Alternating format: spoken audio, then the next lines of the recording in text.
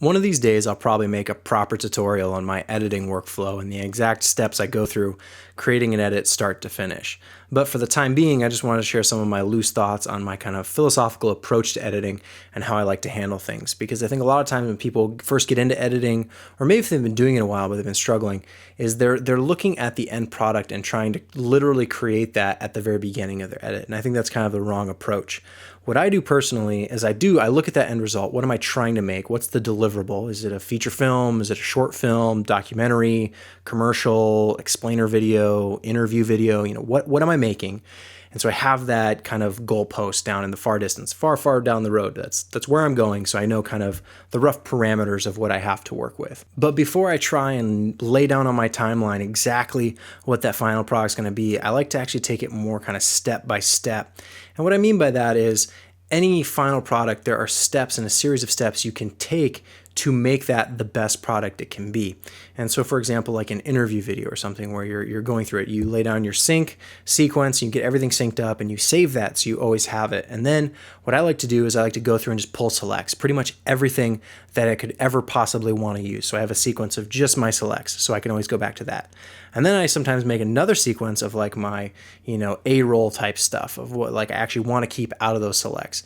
And I trim that way down. But even then, it's still not, I'm not making the final product yet. I'm just trimming it down to the stuff that I know I want to use. And then from there, I start piecing together the story, and I'll take, this bit from over here to match it up with this bit over there and start piecing it together. And because I've gone through these steps, I know everything that I have in terms of all the content that's there. And I've already started in my mind to kind of put these pieces together, and now I can actually do it in a timeline. But if you try and first just like, oh, that soundbite sounds good, I want to put that first.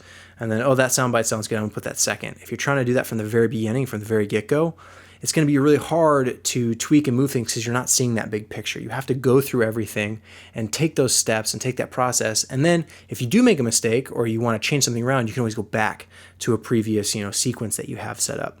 Same thing I like to do for like a commercial. Let's say maybe this is something where we shot a lot of B-roll. Sometimes you have storyboard with very specific shots and you kind of know and you have that edit pieced together in pre-production. But other times you'll have a lot to work with. And what I like to do is I like to go through all of it and pick what's the very best stuff. What am I likely to use? And from that, I trim it down a little bit more and I get kind of my better selects. And then I trim it down more into my best selects. I kind of compare it to like trimming a tree. You don't want to just start on one side of the tree and trim it way down and then go back to the other side and trim that side down and like hope they match and hope they work out. You kind of want to prune it evenly across so you can shape it and mold it into what you want it to be. And editing is very similar. You want to start with the big, like everything, and trim it down until you have like the essentials, the necessities of what's left over, and then you piece together the story from that. Same thing for like a documentary or anything where you're going through a lot of footage. It's really important that you take those steps along the way because it can be really overwhelming, trying to make a documentary if you're just going from raw footage to your actual edit. You need to have those in between stages, even for like B-roll for the commercial, right? I'll go through, pick my selects, get it all lined up. And then even then I'll like trim that down to, okay, what are the best shots? What's going to tell the story the best? And of course, as much labeling and organization as you can do in this process, the better it's going to be, because then you can know where things are at and you can find them when you're looking for them and you can go back to things. That's the other thing, trying to edit non-destructively as possible so you don't lose any work that you did along the way. That's really important. And it's really about trimming that edit down, but in a logical, organized way. Because like I said, you don't want to do too much work over here and then be left with trying to make the other half fit or the other quarters fit with what you already did. You want to take it in a much more gradual process, because along the way you'll find, what I find almost all the time is that what I thought, on day 1 ends up changing by day 5. And then by day 7, I have a new idea. And so you can always be working, always be tweaking, always be modifying, rather than from day 1 trying to lay down, okay, this is my opening shot. This is my final shot.